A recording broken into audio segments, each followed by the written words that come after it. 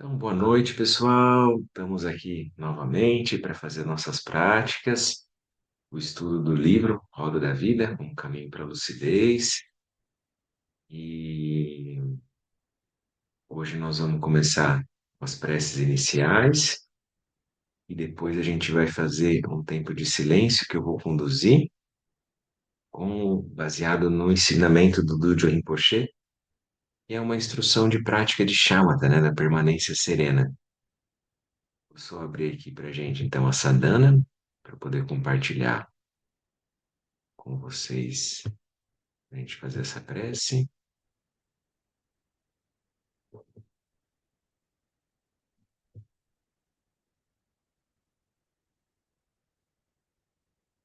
Vou começar aqui com a prece de 7 linhas e depois Refúgio Bodhicitta. A gente faz uma vez em português, duas em tibetano. Na fronteira noroeste do país de origem, no coração de pólen de uma flor de lótus, você obteve o mais excelente e maravilhoso Seed. Renomado como aquele que nasceu do lótus, você está cercado por um vasto séquito de Dakins. Enquanto pratico seguindo seus passos, rogo que se aproxime para conceder suas bênçãos. O Grupema conceda-me os cílios. Orien Yenu Jansan Pemai Sardon Pola Yansen Chuki No Drumne Pema June Jesudran Kurdu Kanro Mante Kur Chechi Jesu Dadruki Jinji Labjir Shek Susam Guru Be My Siddhi Ho Oryin Yugi Nugyan San Pe Mage Sardom Pulam Yatseng Choki Nodrubni Pe Majune Jesu Drag Urdu Kandro Mante Kur Shechi Jesu Dadruki Jingji Labchir Shek Susong Guru Pe Man Siddhi Ho. Refúgio Bodhicitta, no Buda, no Dharma, na excelente Assembleia da Sangha, até que eu alcance a iluminação, neles eu tomo refúgio. Através da minha prática das 6 perfeições, possam todos os seres sencientes alcançar o estado búdico. Sanje Chodam Sochi Chonam Janchu Bardu Dani Chapsu Chi Dagi Jin So Jin Pe Sonan Chi Drola Ten Chi Sanje Drupa Sho Sanje Chodan Sochi Chonam Ba Janchu Bardu Dani Chapsu Chi Dagi Jin So Jinpe Sonanchi Rola Penchi Sangye Rupa Sho. Temos nossa prática a todos os Budas e patriarcas que mantiveram acesa a luz do Dharma por inúmeras gerações, aos patronos do Dharma vivos e falecidos, aos nossos ancestrais e a todos os seres que morrem para a nossa sobrevivência. Dedicamos nossa prática às pessoas vivas e às pessoas falecidas aqui relacionadas, para que, como uma luz que dissipa a escuridão, o alvorecer de Dharmata e das 5 sabedorias, se complete, conduzindo-as à liberação das enfermidades, aflições e confusão, e capacitando-as a agir em benefício de todos os seres. Dedicamos a lucidez e a realização de todos os seres em todas as direções e tempos. Que todos encontrem a felicidade, as causas da felicidade e superem o sofrimento e as causas do sofrimento. Então a gente vai fazer um tempo agora de silêncio, de meditação.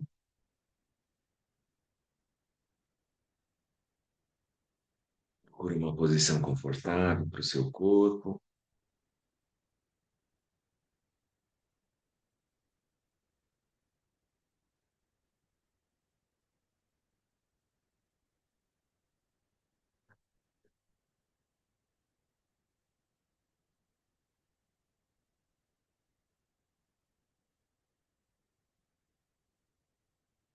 Eu vou fazer esses ensinamentos de Dojo Rinpoche sobre meditação.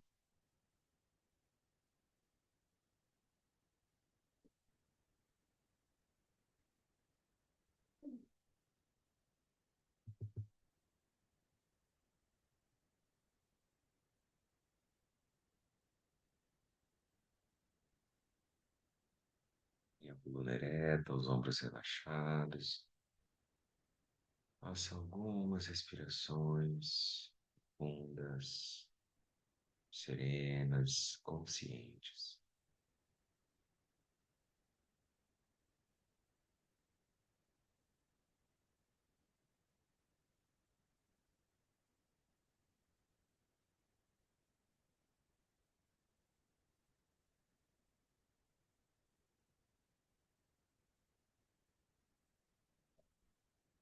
Aquilo que chamamos de Dharma é muito difícil. Por outro lado, é muito simples porque de fato depende apenas de nossa própria mente. Portanto, você deve buscar sua mente e cuidar dela. Não deixe que a mente seja arrastada pelos pensamentos que surgirem. Corte as elaborações e conceituações da mente e deixe-a relaxar em seu estado natural.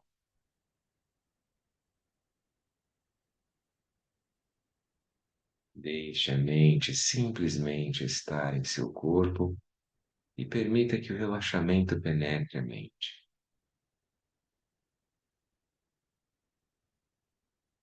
Como é esse estado de relaxamento? É como a experiência de uma pessoa que acabou de terminar um trabalho bastante exaustivo. Depois de trabalhar duro e longamente para cumprir sua missão, quando finalmente acaba, ela experimenta uma satisfação plena de felicidade e contenta-se em simplesmente descansar.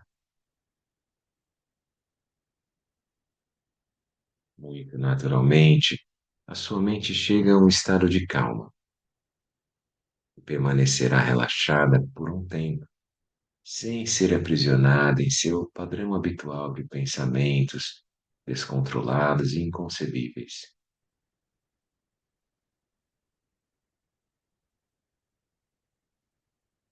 Então, seguindo esse exemplo, você deve tentar observar e proteger a mente, mesmo em meio a todo tipo de pensamentos turbulentos.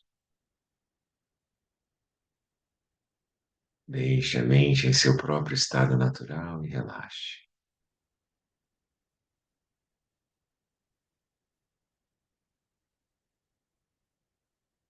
Mantenha o corpo imóvel e silencie a fala.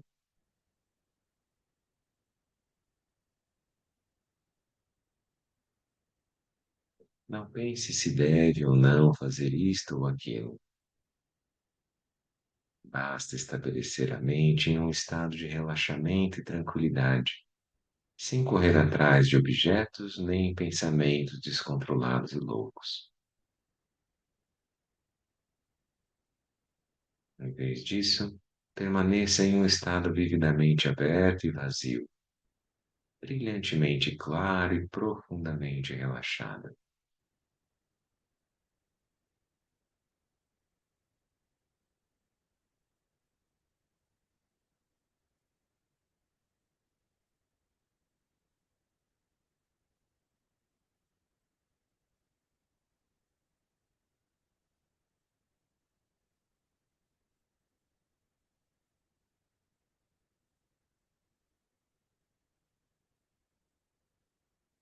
Esse estado de conforto é uma indicação de que a mente chegou à sua limpidez inerente, de que simplesmente se estabelecerá nessa lucidez.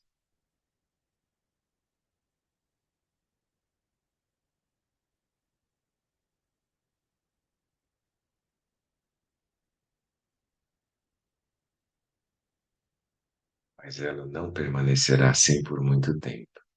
Algo irá acontecer, surgirá um pensamento. Quando este surgimento ocorrer, deixe a consciência reconhecê-lo no mesmo instante.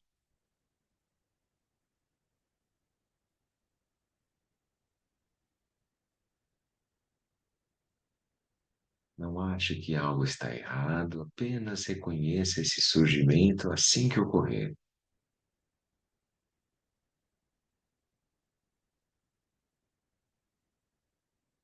E apenas deixe tudo como está, com reconhecimento.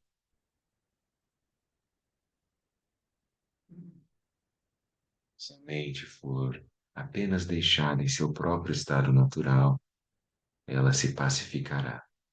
E o surgimento de pensamentos naturalmente diminuirá, à medida em que você permita que se autolibere.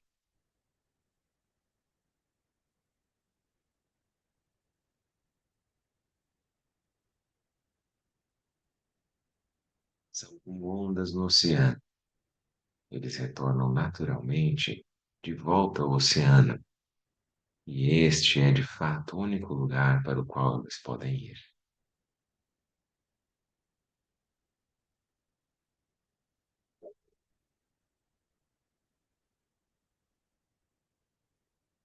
O mesmo se dá com a nossa mente, quando a partir de um estado de quietude ocorre um movimento. Se o deixarmos simplesmente seguir seu próprio curso natural, ele será liberado por si só.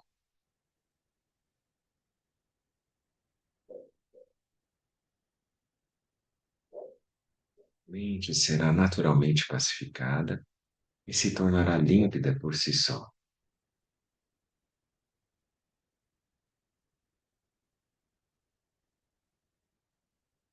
É assim que se deve fazer essa prática.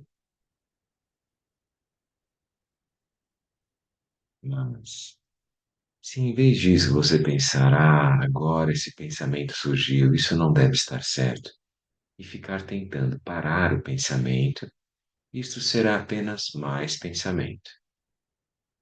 Praticar assim aumentará mais a sua própria confusão, pois a mente continuará seguindo os objetos. Portanto, não pratique dessa forma. Repousar no reconhecimento sem seguir os pensamentos é conhecido como calmo permanecer, porque dispersa ou pacifica o poder dos pensamentos e permite que você se mantenha na natureza de bem-aventurança de sua própria mente.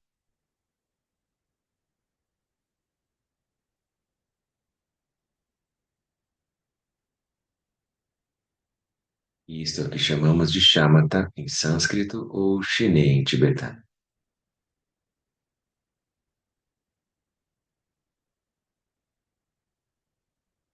Você se familiarizar um pouco com essa prática, pode ser que você experiencie um estado de êxtase ou de bem-aventurança física e mental.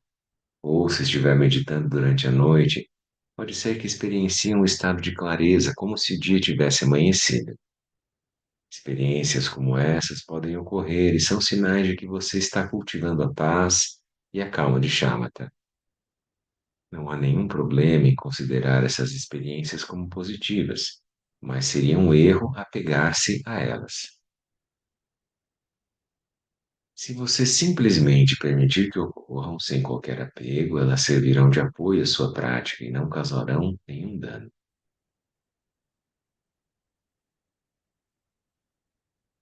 Assim, se qualquer experiência de felicidade ou clareza ocorrer, não há necessidade de se agarrar a elas com apego, e tampouco de suprimi-las. Simplesmente permita que se dissolvam naturalmente.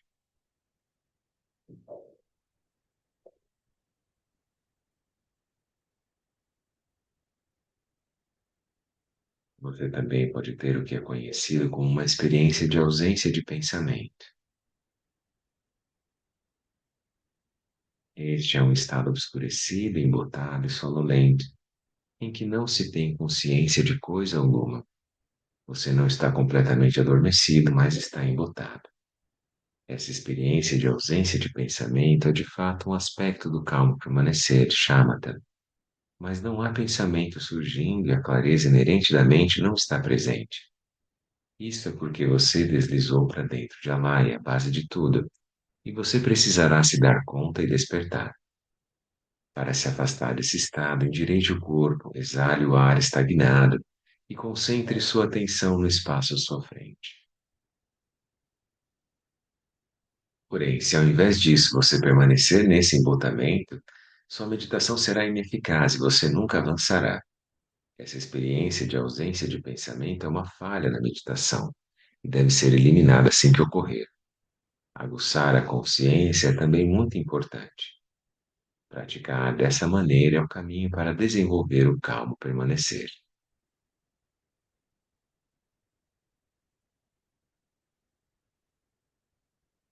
Quando a mente está repousando naturalmente à vontade em seu próprio estado inalterado, isso é chamado de quietude meditativa.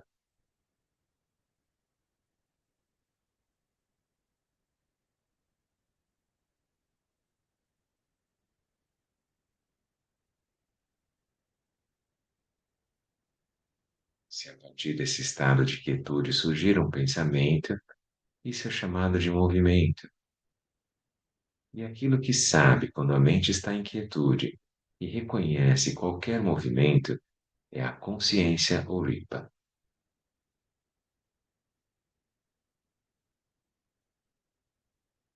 Estes são conhecidos coletivamente como os três estados de quietude, movimento e consciência.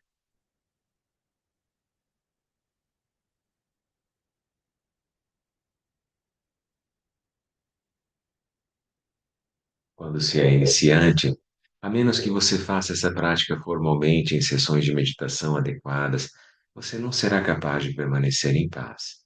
Mas quando se familiarizar com ela, você será capaz de permanecer sem se distrair, mesmo quando estiver andando por aí. E quando se sentar, você permanecerá sem se perder da consciência. Você deve aplicar essa prática a tudo o que fizer, e assim você se desenvolverá e avançará gradualmente.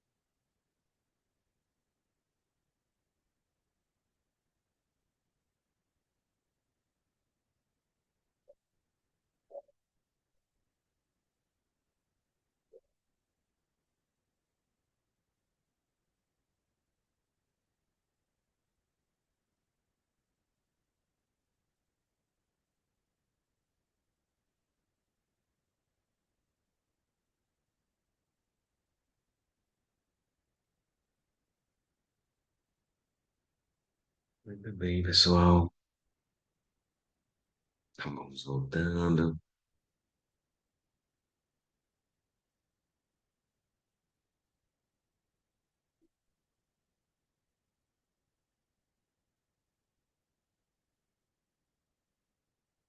Então, eu encaminhei para vocês também ali no grupo, né, do estudo. Esse é um texto do Dojo Rinpoche, uma fala quando o Tsugyal Rinpoche faz uma pergunta para ele poder falar sobre a shamatha, né, ou shiné, em tibetano, que é esse calmo permanecer. É uma técnica, né? A gente estava fazendo esses tempos, então a gente fez a shamatha com foco na respiração, a mais comum, pode ser no abdômen, pode ser nas narinas. Também tem a shamatha com foco nos lungs, que a gente também fez, até encaminhou lá, né, a gravação para a gente poder seguir. E aí as energias, como é que elas estão, você vai estabilizando e se familiarizando com o seu fluxo de energia. E essa é uma outra possibilidade de fazer shamatha também. E ela vai ajudando a gente a reconhecer a natureza da mente. Esse é um ponto importante que de shamatha vai apontando para vipassana, que é a meditação analítica de ver a realidade tal qual ela é, a realidade dos fenômenos e a a realidade da mente também. Elas são inseparáveis, né? A gente acha que os fenômenos estão fora, a mente está dentro. Daí, aos poucos, nós vamos começar a ver anatta, que é a não dualidade dos fenômenos. E shamatha, progressivamente, a gente pode refinar com essa prática do Dojo Rinpoche para ir percebendo isso. Vocês viram? Então, o mais importante é manter a consciência imóvel e ela lúcida, autocognoscente, percebendo a si mesma, a mente percebe a ela mesma. Ela vai ver, então, que existe um momento de quietude, existe um momento de movimento, que é como o oceano e as ondas. A gente precisa ter essa tranquilidade, confiança, paciência, né? É um destemor de que o pensamento surge, dura um tempo e cessa. Ele se autolibera. Essa é a abordagem do Dojo Rinpoche na linhagem Ning, né? Então ele vai mostrar para nós que a gente não precisa ficar tentando lutar contra o pensamento. Pensamentos positivos ou negativos são apenas pensamentos. Positivo ou negativo sou eu que adoto referenciais e julgo aquela imagem, se eu gosto ou não. Então, a gente vai perceber que é como uma onda. Ela vai surgir e ela vai cessar. Se eu ficar tentando me apegar ao pensamento, que eu acho que ele é bom, positivo ou agradável, ou se eu tentar, então, refutar, rejeitar, né, me hostilizar aquele pensamento, eu também, das duas formas, eu estou reificando ele. Eu estou deixando ele mais cristalizado, como se ele fosse existente em si, por si. E na verdade não é. Então, se eu soltar e não colocar nenhuma energia, nem de apego, nem de aversão, apenas observar, manter a consciência lúcida, imóvel, e perceber que há quietude, há o movimento, e perceber o surgimento do movimento, que é o surgimento, né, a gênese do pensamento, então eu posso praticar shamatha de uma maneira aberta, com a consciência límpida, né, como ele descreve lá, simplesmente observando aquilo surgir e cessar. E naturalmente esse movimento de pensamentos ele vai reduzir. Mas isso é uma prática, vamos dizer assim, a médio e longo prazo, vai da noite para o dia, né? Então, às vezes é mais fácil a gente fazer primeiro, chama, tá com foco na respiração. Está um, observa o abdômen, observa as narinas, traz a mente de volta. Depois, tenta os lungs, que é um pouco mais sutil. Depois que percebeu ter uma familiaridade com os lungs, ficou mais tranquilo, aí você pode passar para essa prática, que tem lá agora o texto no grupo, tá bom? Alguém ficou com alguma dúvida? Gostaria de fazer alguma pergunta ou mesmo comentário, alguma colocação?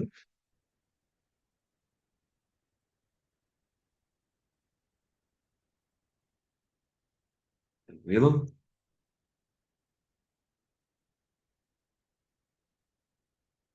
Vamos seguir para o texto. A gente está lendo, então, Roda da Vida, como caminho para a lucidez. Já olhamos ali os primeiros capítulos, o jardim chamado Dukkha, quando Alan fala da primeira nobre verdade, que é Dukkha, sofrimento, ou melhor traduzido como insatisfatoriedade, né? E depois a gente passou para o outro capítulo agora, que trata dos fenômenos dançam, capítulo 2 que trata das causas do sofrimento.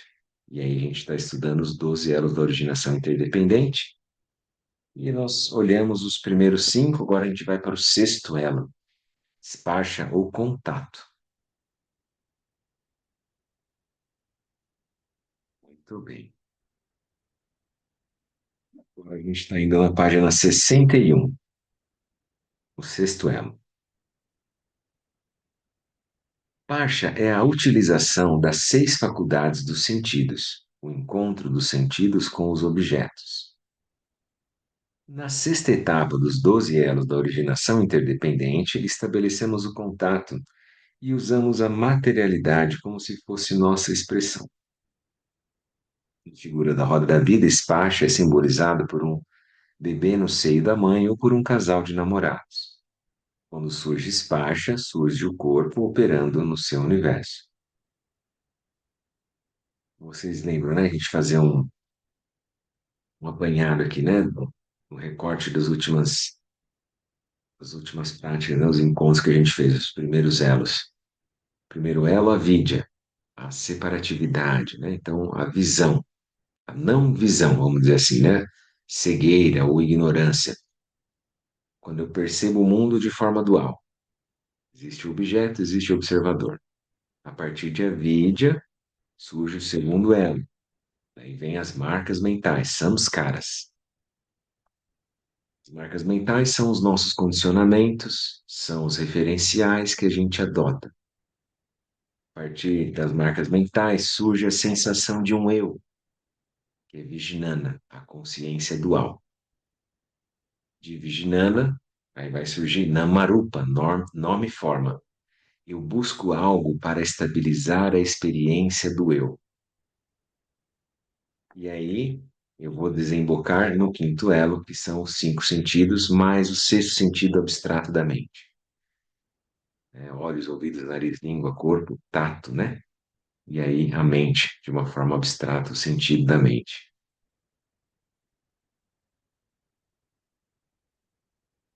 Então, depois, agora, a gente encontrou um corpo e a gente vai fazer contato com os objetos. E aí é o que vai tratar o capítulo de hoje, que é Sparsha, o sexto elo. Quando pensamos, então, quando surge Sparsha, surge o corpo operando no seu universo. Quando pensamos no contato como um referencial sólido, inferimos que a nossa percepção da realidade é objetiva. Essa é a posição dos cientistas e dos filósofos que consideram o experimento a forma de julgar a realidade daquilo que é experimentado. Isso significa que o contato que fazemos possuiria uma objetividade capaz de definir o que é verdadeiro e o que não é. Em termos muito simples, quando dizemos eu gosto ou eu não gosto, ou isso é vermelho e aquilo é azul, a experiência do contato parece ser um parâmetro suficiente para validar nossa posição diante do objeto.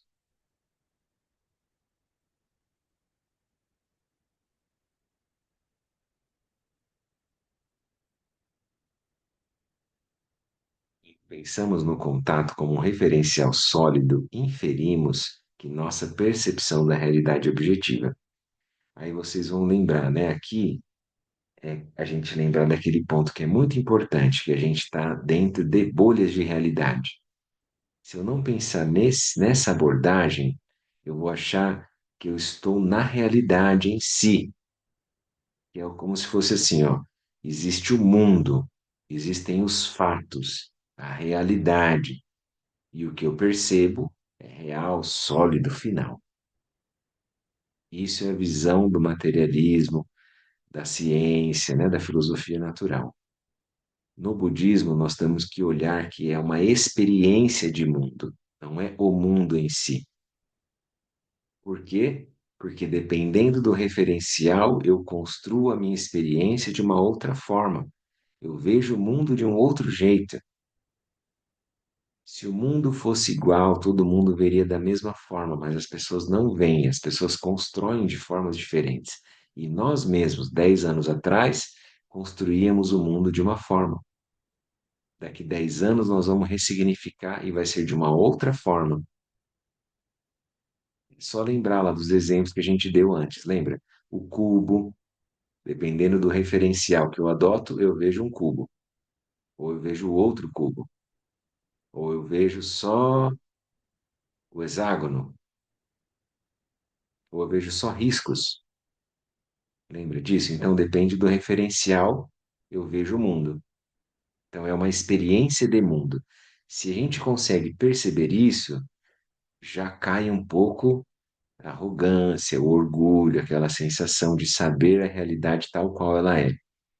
E se vocês forem pensar, são 8 bilhões de pessoas andando na Terra e cada um achando que tem a verdade final absoluta, entende? E aí dá o conflito, pura vidya, né? Muito bem, então nós vamos dar sequência aqui. Cada um dentro do seu mundinho, né? Dentro do seu universo. Então nós estamos tentando ver que isso é uma construção da realidade. Se eu já tenho isso, eu já ganho graus de liberdade, porque eu já percebo, espera um pouco, se eu mudo o referencial interno, eu construo a experiência de uma outra forma. Não é verdade isso? Então vamos dar sequência aqui. Então, essa é a posição dos cientistas. Então, quando pensamos no contato como um referencial sólido, inferimos que a nossa percepção da realidade é objetiva.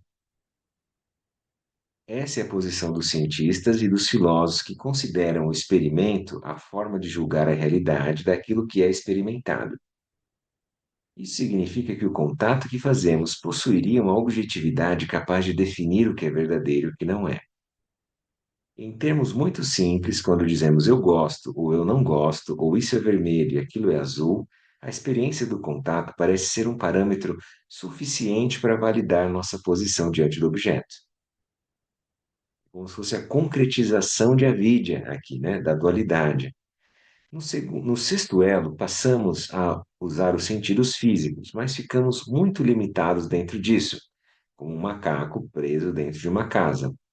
A mente é ampla, mas torna-se estreita devido à capacidade reduzida de percepção através dos sentidos físicos. Porém, o estreitamento nos passa despercebido. A ciência moderna comprova o pensamento budista ao oferecer inúmeros exemplos de nossas limitações sensoriais. Vejamos a luz e o olho. A luz é uma gama variada de frequências luminosas, e o estudo da fisiologia revelou que o olho humano só capta uma estreita faixa da radiação eletromagnética presente no ambiente. Por meio de aparelhos, conseguimos detectar outras frequências de luz, por exemplo, ultravioleta e infravermelho, né? Então, a gente tem uma frequência que a gente consegue captar e a outra, uma boa parte, a gente não consegue. Diante de uma tela de televisão ou computador, nossos olhos identificam as imagens produzidas a partir de ondas de rádio convertidas em luz. Telescópios captam imagens do universo e vemos planetas e buracos negros muito distantes no espaço e no tempo, como se estivessem diante de nossos olhos.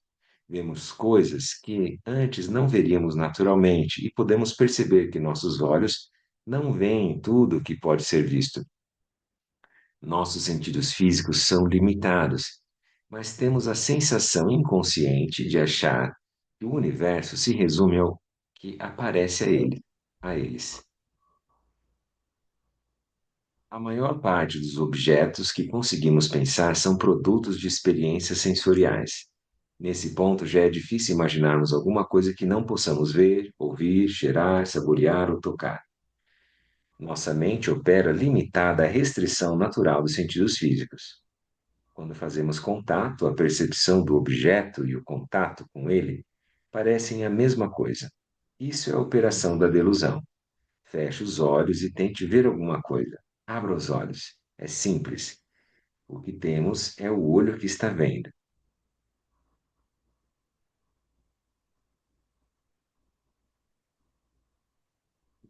Esse foi o sexto elo.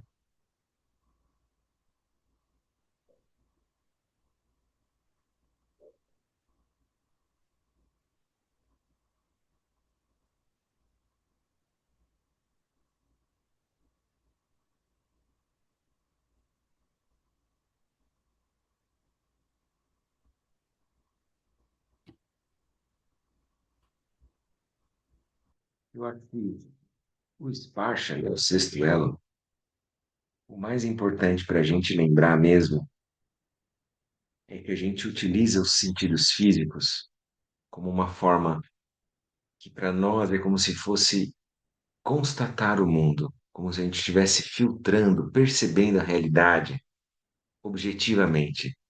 Dá para entender isso, gente? É como se o que eu visse fosse a realidade final. Não é verdade? Não é assim que a gente sente? Vamos ser sinceros, certo? Só que ele está mostrando porque a gente deveria ter uma malícia, deveria ter uma libertar-se da ingenuidade de achar que a realidade é o que os olhos mostram. Porque a gente, na verdade, a gente está construindo a realidade, a gente não está constatando a realidade. É difícil só falar, entendeu? É mais fácil dito do que feito. Então é mais fácil a gente sentar e meditar sobre isso. Pense em algum exemplo da vida de vocês, né?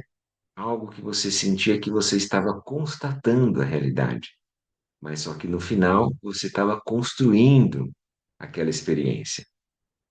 Então é isso que a gente vai precisar nessa semana, né? Tarefinha de casa é olhar exemplos, como que a gente está construindo uma experiência e não está constatando a realidade como ela é. O Dalai Lama sempre fala isso, então a gente sempre precisa estar atento à realidade dos fenômenos, como eles aparecem e a diferença de como eles são na verdade. Eles são pratitya samuppada, que eles são interdependentes. Eles são todos interconectados. Só que a gente sente que as coisas são separadas, sólidas, que uma coisa não tem a ver com a outra. Eu me lembrei agora de um exemplo. O Thich Nhat Hanh, que é aquele grande mestre vietnamita falecido, né, uns 2, 3 anos atrás, chegou aos 95, se eu não me engano. Foi indicado ao Prêmio Nobel da Paz pelo Martin Luther King lá nos anos 60. Daí ele foi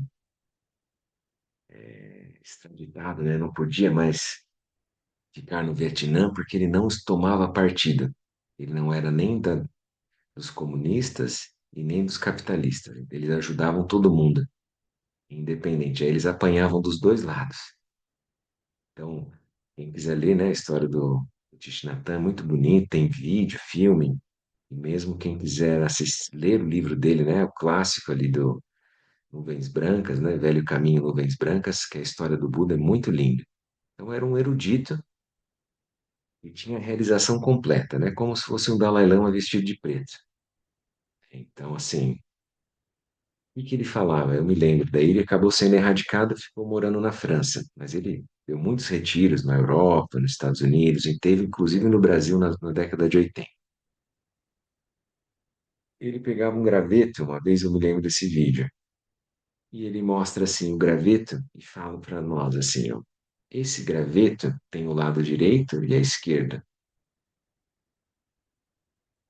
E ele falava isso em relação à polarização política que já tinha, sei lá, 20, 30 anos atrás, a direita e a esquerda.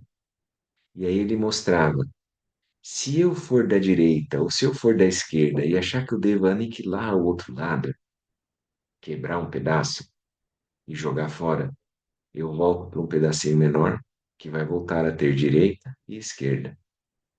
Uma coisa só existe interdependente da outra. Então, isso é um olhar para a gente ver nos 12 elos que a gente está construindo a realidade, construindo a experiência. Esparcha, que é o contato, é como eu, vamos dizer assim, como é que eu me aproximo da realidade, como é que eu sinto a realidade e ela parece ser real. Por exemplo, quando eu olho para alguma coisa que eu gosto de comida, chocolate, ou lama brinca quindim, ou pé de moleque, qualquer coisa, o que que você gosta? Lembra? É alguma coisa que você gosta muito.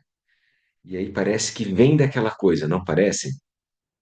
Quando tem o contato dos sentidos físicos, parece que está vindo daquilo. E o meu sentido físico só está filtrando. Não é assim?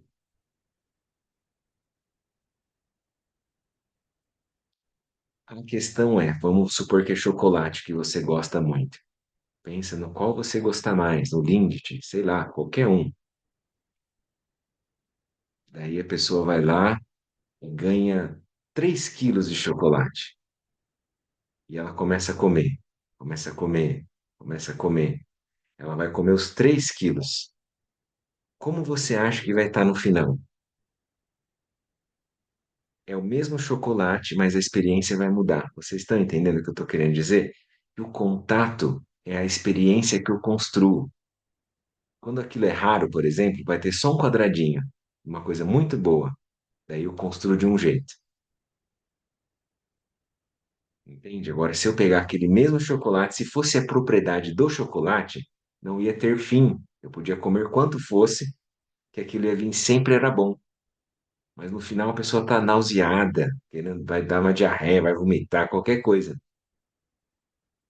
Dá para entender então, gente, como é que nós estamos construindo a experiência? E daí eu vou falar, vamos vendo outros exemplos.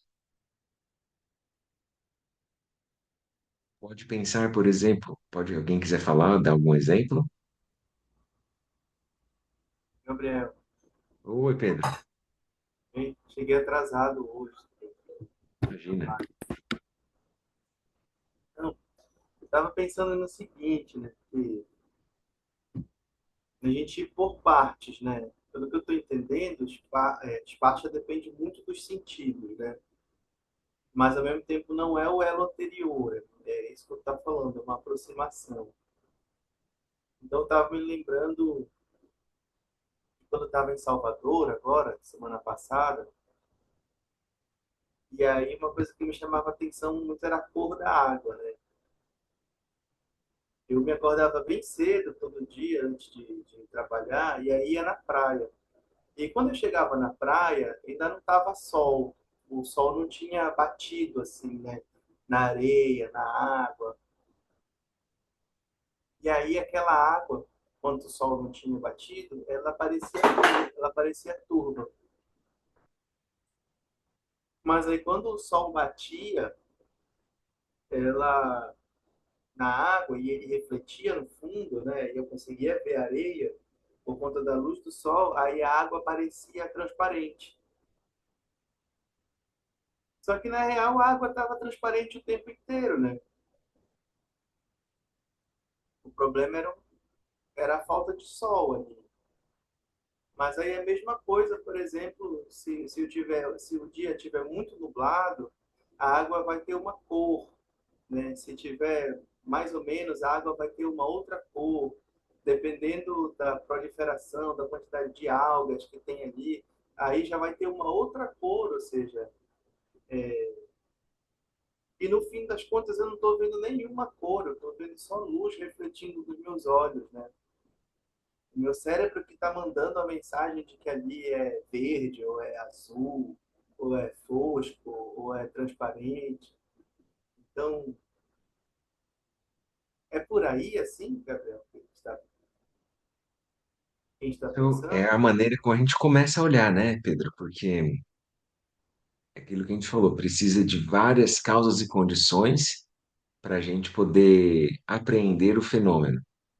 Então, como você falou, é o Sol, é a posição, né, do Sol, a sua posição frente àquele objeto, aí você vai construindo aquilo tudo. Ali, depois a gente vai perceber que nós estamos construindo, mesmo a experiência externa no budismo, a gente vai precisar ver como se fosse um sonho.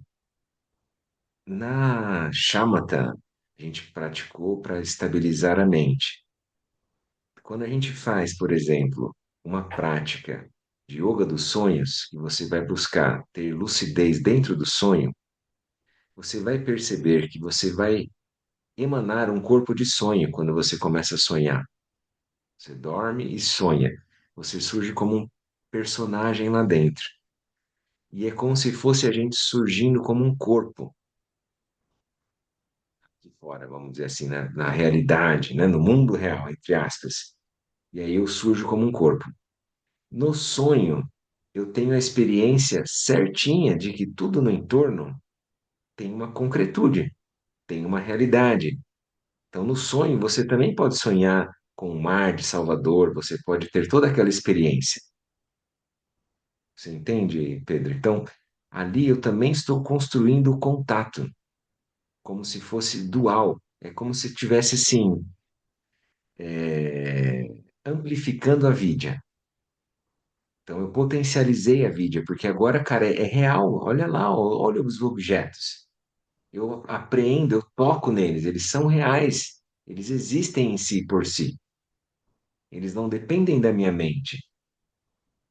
Por isso que não é uma coisa simples. A gente vai precisar meditar e olhar muitas vezes esse ensinamento. Porque a gente tem a sensação de solidez do mundo externo, que não depende da minha mente. Parece que assim, ó, eu nasci e eu surgi nesse mundo, e o mundo está posto lá fora. Mas é a mente, na perspectiva do budismo, por mais assim, ainda que pareça distante, né, sofisticado demais para nós, é a mente que está construindo a experiência do mar, a experiência do céu, tudo que você está enxergando fora. Não é a experiência que a luz bate no olho e que o córtex visual produz uma imagem e eu interpreto aquilo, como se fosse um mundo mecanicista, né? Como se a gente fosse um computador, alguma coisa assim, né? Não tem isso. Tem a experiência de que eu estou com a minha mente, eu uso os cinco sentidos para apreender a realidade. Só que eu estou construindo essa experiência de realidade. Isso também pode ser visto como, por exemplo, quando você vai em um lugar, vai com outras pessoas. Você foi lá para Salvador, por exemplo, com outros colegas. Cada um deve ter tido um tipo de experiência, visto alguma coisa. Mesmo que todo mundo tenha estado no mesmo espaço físico, cada um vê uma coisa, conforme os seus referenciais. Quando você vai numa festa, num encontro com alguém da família, aí cada um fala de um jeito daquela mesma experiência. Cada um experimentou aquela realidade de uma forma, construiu de uma forma aquilo. E aí usou os sentidos físicos, né, para isso. Com certeza. Parece que não tem como a gente pensar alguma coisa que esteja fora dos sentidos físicos. É isso que o Lama fala ali também. Alguma coisa totalmente abstrata, né? Que não seja por olhos, ouvidos, nariz, língua e tato. O que surgiria?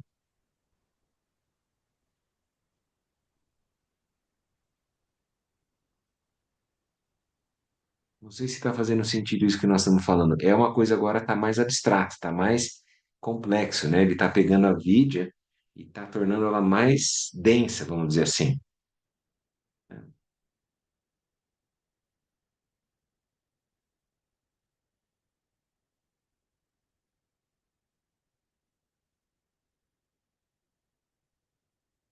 Por isso eu acho assim, é bem bom a gente sentar, meditar, equilibrar nossos lungs e tentar ir observando como é que a gente se relaciona com a realidade no entorno. Se eu conseguir um pouco dar uma arranhadinha no samsara, que é a minha experiência condicionada frente aos fenômenos, isso já é muito bom. E como é que eu faço isso? Eu perceber que as coisas têm uma maleabilidade, elas têm uma fluência, elas têm uma fluidez, vamos dizer assim. Por exemplo, que aquela pessoa, ela não é daquele jeito, ela é a maneira como eu construí aquilo, que ela se relaciona de uma outra forma com outras pessoas. E a gente já se relacionou diferente com ela. E depois, mais para frente, vai se relacionar de uma outra forma. Isso é um exemplo, né? Uma pessoa que a gente pode pegar. Alimento, quando você vai num buffet, o que que você deve comer, o que que você não deve comer, o que que eu gosto, o que que eu não gosto. Você olha ali, uma vez o Ângelo falou assim para nós, ele tinha uns 3, 4 anos. Ele falou: Vocês só querem me dar comida saudável e eu só quero comer comida gostosa. É basicamente essa que é a realidade. Você fica entre a disciplina e o impulso, né? A gente vai olhar lá o buffet, Você vai, "Oh, tem que pegar a salada", daí você vê outras coisas que não deveria tanto, mas o teu impulso, a tua energia, né? Muito bem. Então, ó, se a gente puder fazer essa contemplação de olhar como é que eu estou me relacionando com os objetos, já é uma maneira de eu aos poucos ir compreendendo esse sexto elo. Lembra que é um encadeamento, é como se fossem cascas, níveis, né? Os 12 elos. Começa com a Vidya, depois vai Samskaras, Vijnana, Namarupa, Shadayatana e agora Spasha. Pode Gabriel, perguntar, uma Dani. pergunta. Mas então, como que na prática a gente faz essa contemplação? Vamos dizer, eu quero observar ali o contato, é, como que eu me relaciono com alguma coisa na vida, mas então, como que eu observo isso em meditação? Você pode fazer assim, Daniel. Pode pegar o capítulo do Lama e ler mais uma vez. Pode pegar como é que eu vou dizer? Um parágrafo e tentar contemplar aquilo, o que ele está trazendo de exemplo. E depois você vai procurar exemplos na sua vida. E é assim, ó, o exemplo é assim, tudo isso que a gente foi falando agora, né? Como é que é? A minha mente, ela se encontra com a realidade, entre aspas, né? A maneira dual, o sujeito e o objeto. O encontro do sujeito e do objeto, isso é o que eu chamo de spacha, do sexto elo, do contato. Então, para tudo, você vai ter que perceber como é que são os fenômenos no seu corpo, por exemplo. Quando você tem a visão, quando você tem a audição, quando você tem a língua para perceber os sabores, o tato para perceber a maciez, a textura, seja o que for. Isso é a maneira do Spacha. Ele vem muito, é mais fácil às vezes a gente pensar junto com o sétimo elo, que é Vedana, que é o gostar e não gostar. Então, Hum, eu preciso ter o contato para a uhum. partir daí saber se eu gosto ou não gosto. E esse gosto ou não gosto vem de um condicionamento. Vem lá dos samskaras, lá das referenciais que eu adotei. E é um gosto, não gosto não cognitivo, é um gosto, não gosto energético, experiencial, direto, assim.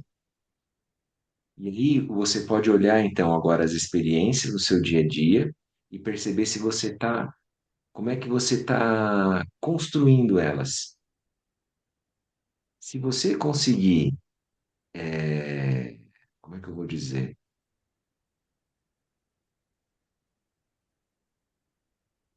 Eu acho que isso é uma coisa boa para a gente parar e pensar assim. Se eu conseguir parar e olhar a experiência, deixar ela como se fosse assim, um modo suspenso, e perceber que, na verdade, eu estou construindo aquilo, já é um ganho, vamos dizer assim. Você abriu um espaço de liberdade ali naquele fenômeno. O problema maior, Dani, é a gente achar que a coisa vem de fora. Então, por exemplo, você pode treinar assim, ó, vai num buffet e aí olha aquilo e veja o que que você gosta, o que que você não gosta. Veja como é que se movimenta as energias em você. Veja as aparências dos fenômenos. Por que que vem do fenômeno, entende? Parece que vem daquela comida e não vem.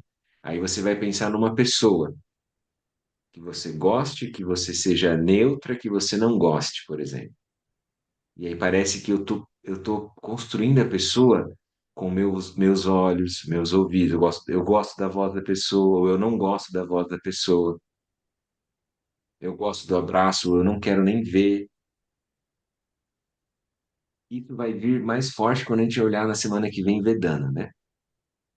Que é o sétimo elo lá do gostar ou não gostar. Mas por agora a gente pode olhar para os sentidos físicos. Então tenta perceber o seu corpo, olhos, ouvidos, nariz, a experiência de, por exemplo, quando eu gosto de um perfume e quando eu não gosto. É o contato com o cheiro. mas parece que vem do cheiro, você entende, Dani? Isso que é a avidia, isso que é a dualidade. Só que não vem do cheiro, porque cada pessoa constrói aquele perfume de um jeito, por exemplo. Tem gente que gosta muito, tem gente que é neutro, indiferente, tem gente que detesta. E é o mesmo perfume. Ou você gostava muito de um perfume há 10, 20 anos atrás, e agora você não quer mais nem ver. Teve alguma outra experiência que pegou ojeriza daquilo. Então você pode olhar assim também. E aí Sabe? seria o contemplar, pensar e repousar. Isso, pensar, contemplar, repousar. Faz esse método, né? Pode pegar o capítulo, ler um parágrafo por dia, né? Que seria o pensar, e aí o contemplar. Tenta ver exemplos na sua vida que nós estamos tentando olhar aqui juntos. Como é que os cinco sentidos físicos, o sentido abstrato da mente, condicionam a experiência da realidade, né? E a gente falou de olhos, de ouvidos, de nariz, de língua e de tato também, né? E aí a mente é questão abstrata também. A mente, por exemplo, tem uma disposição interna, tem uma paisagem. Tem gente que quando encontra o objeto, por exemplo, de uma matéria, numa disciplina, ela gosta.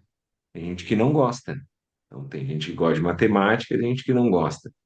Tem gente que gosta de português, tem gente que não gosta, e assim vai. Aí seria o contato com o sentido abstrato da mente.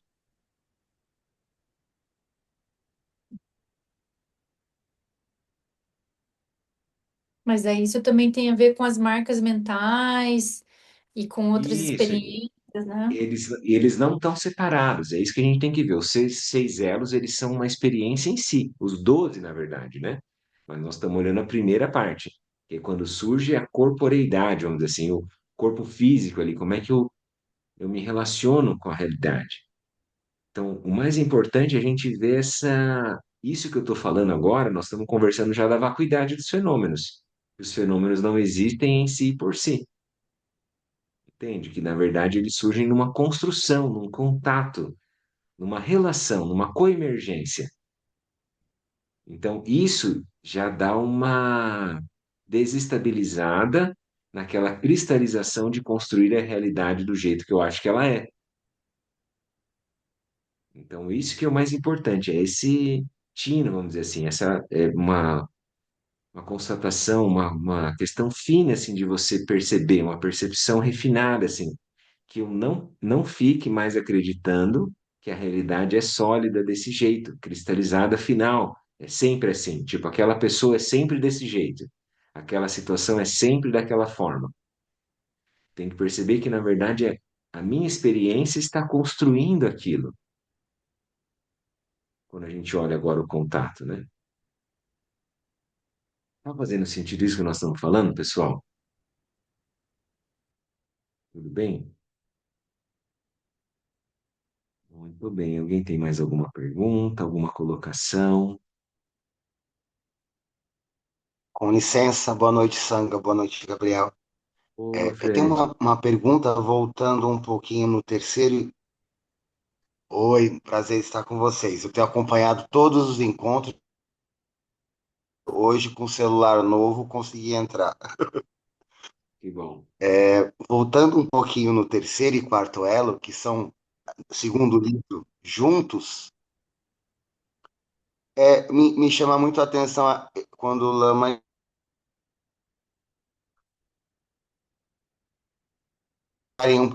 tá meio morno, né? E ainda no terceiro elo ainda não tem ainda está na questão abstrata, né? E o quarto elo já é a questão de trazer para o concreto e as duas são juntas. Então, duas perguntas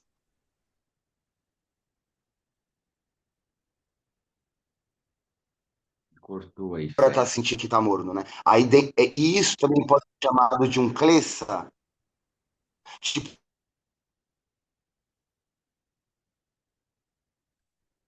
Cortando, Fred. hã? Tá ouvindo? Ele cortou. Eu só ouvi que você perguntou alguma coisa de Klesha. A pergunta, voltando um pouco no terceiro e quarto elo, Uhum. sensação que está meio morno, está meio tedioso, né? E aí a necessidade de correr atrás de algo que faça a nossa energia vibrar. Se a própria sensação de tédio, de morno, melhor dizendo que o livro fala morno, né? Se já é a vidya, né? Se não era para sentir que está morno. O que acontece também, Fred, é assim, qualquer experiência, dependendo da posição da mente, ela é uma construção. Por liberdade, a gente pode se construir de muitas formas. Pode ter essa busca, né, por alguma emoção mais exaltada, mas pode ter uma busca também por um marasmo, por uma sensação como morno, como você falou. Em relação ao terceiro e o quarto elo, que é Vijnana, né, e Namarupa, quando uma consciência dual, ela se sente, vamos dizer assim, separada, então você sente que você precisa de algo para se estabilizar. É como se fosse assim, ó, quando você vai para o terceiro colegial e você ou vai para o cursinho e você está meio no limbo. Você quer sentir-se alguma coisa. Aí você vai buscar uma faculdade. Você vai encontrar algum curso que você vai estabilizar aquela consciência dual, aquela sensação de uma identidade. Isso, vamos dizer assim, num sentido muito ainda sutil, abstrato, né? Mas é como se você estivesse buscando algo.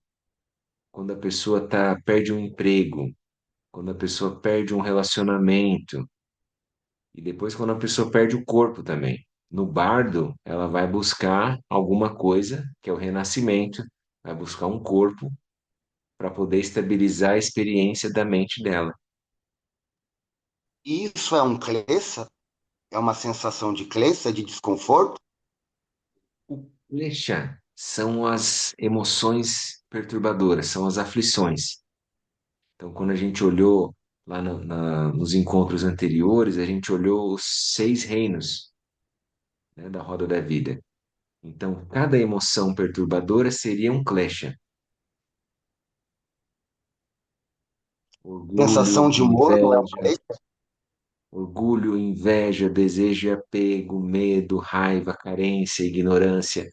No caso de sentir as coisas meio amortecidas, mornas, como você está dizendo, isso seria o reino dos animais, que é uma apatia, que é uma certa indiferença, né, que é uma obtusidade mental, né, ou moa, né, que é um tipo de mente que fica anestesiada, vamos dizer assim. Isso é um tipo de klesha, né, as emoções aflitivas. Ok. E, em última instância, uma coisa que me chamou muito a atenção nos encontros que vocês já estavam fazendo, eu assisti todos, e também ontem, escutando o Lama na palestra de ontem, eu indico a todo mundo aí, a sanga aqui do virtual, que tente assistir ontem o que o Lama comentou, que eu acho que dialoga muito com o que a gente está falando. Ele falou dos 12 elos, falou dessa questão da mente, né, abstrata. Foi um grande achado quando o Gabriel colocou o início, porque eu já li esse livro umas 3, 4 vezes, né? Eu não tinha sacado esse início, não dos sentidos, não da densidade, né? Que tudo é energia da mente. E a pergunta é: mesmo quando vem a densidade, é a mente que é o rei disso tudo, né? Ou depois começa a ser tudo misturado, a mente e os sentidos e vira uma maçaroca, né? Que uma maçaroca foi boa, né, Fred? A miscelânea, né? No final das contas, tudo é mente. Toda a experiência é a mente, né? A mente primordial, por liberdade, ela se divide. e ela, por liberdade, gera a vidya. Olha que loucura. Por liberdade, a gente gera os 12 elos. A gente escolhe entrar nesse tipo de paisagem mental, né? Nesse tipo de software. E aí, por liberdade, a gente constrói a experiência.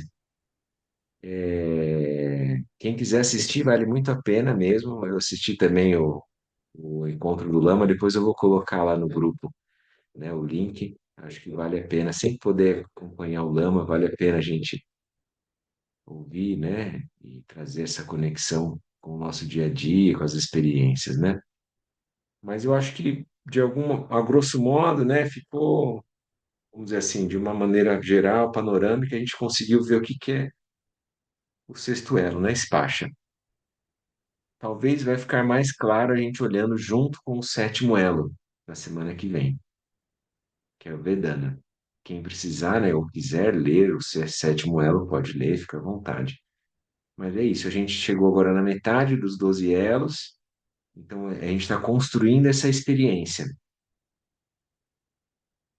né? E você pode também pegar como exemplo, né, como a gente estava falando, como que eu vou meditar sobre isso?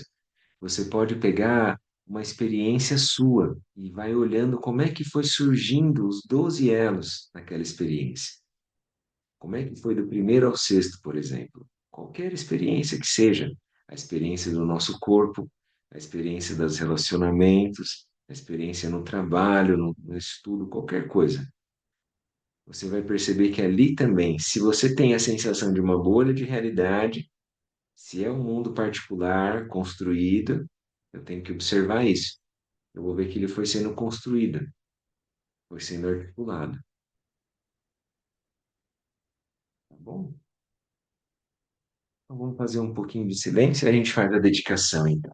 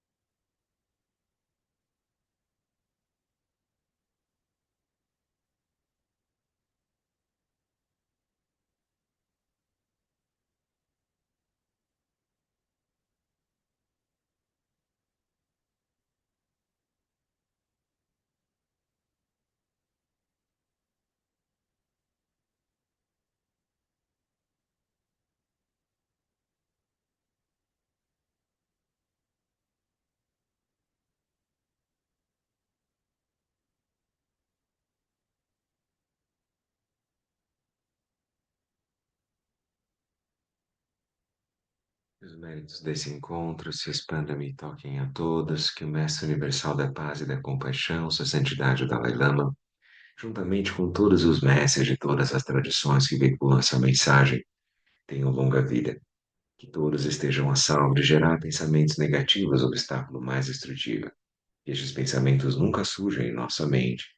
Que todos os seres também estejam livres de pensamentos negativos.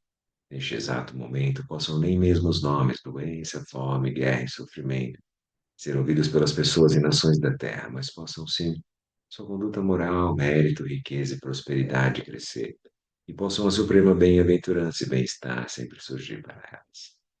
Pandan Jumwene Jimbo Tempa Yuring Nepada Tempa Zingpe Chebu Nangu Zenjazen Danger Chi Duzun Zanje Guru Rinpoche No Drukun Dante Wachen Pujan Barche Kunsadu Dundrakpo Sang Sola Devso Jinji Lam Tu So Chi Nan Sangwe Barche Ji Wadam San Badam Ji Drupar Jinji Lo Om Ha Hum Vajra Guru Pema Siddhi Hum quem lob Josum ring lu chizang ling sasum chapar peldrojo Josum nam wadan midrado sun geleg.